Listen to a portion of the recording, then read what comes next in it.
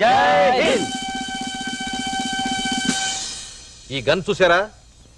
ఎప్పుడో బంగ్లాదేశ్ యుద్ధంలో వాడింది. అప్పుడు నా యుద్ధ నైపుణ్యాన్ని చూసి మా army chief general Jannik Shah దీనిని నాకు ప్రజెంట్ చేశారు.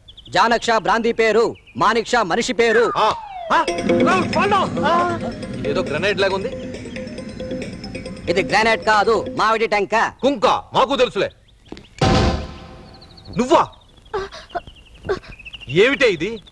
సీజన్ కాని సీజన్ లో మామిడికాయలు దొరికినా నువ్వు తినకూడదు. కానీ ఎందుకో తినాలనిపిస్తుంది. ఎందుకో తినాలనిపించిందా? ఇది అదే, అది ఇదే. లోకం తెలియని పసిబిడ్డవి. నీ కడుపులో ఇంకో బిడ్డ. నో, అన్టాలరబుల్. చెప్పండి, ఎవరు చేశారు ఈ పని? జై హింద్. నాకే పాపమో తెలియదు. నేను ఈ మధ్యనే కుటుంబ నియంత్రణ ఆపరేషన్ చేయించుకున్నాను. కావాలంటే సర్టిఫికెట్స్ కూడా చూపిస్తాను. ఇంకా అనుమానం అయితే. అయ్యగారు, అది నా చెల్లెలు లాంటిదండి. మొన్ననే నా చేతికి రాఖీ కూడా కట్టింది సార్. సెంటిమెంట్ తో కొట్టేవరా? అయ్యగారు, అసలు అర్థమేమిటి? నా పైన అనుమానమా? సాటి ఆడదానికి అన్యాయం చేస్తానా?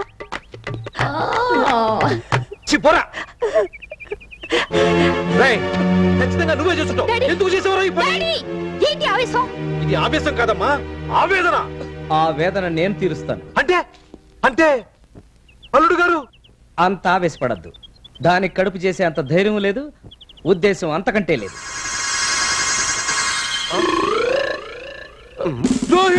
అబ్బా, ఇంతకీ గొడవంతా ఎందుకు డాడీ? అయినా అది కడుపుతోందని మీకెలా తెలుసు? చేశారు కాబట్టి. నువ్వు ఉండలుడు. అది మూల కూర్చొని మామిడికాయలు తింటోందమ్మా. ఏమే, ఇంతకీ నీకు ఆ మామిడికాయలు ఎక్కడి నుంచి వచ్చాయి? ఇవి మీకోసం తెచ్చిన మామిడికాయలమ్మా. అవి నీకోసం తెచ్చిన మామిడికాయలా? అవును డాడీ. అయితే నేను తాతను కాబోతున్నాను అన్నమాట. కాదు, నేను తండ్రిని కాబోతున్నాను.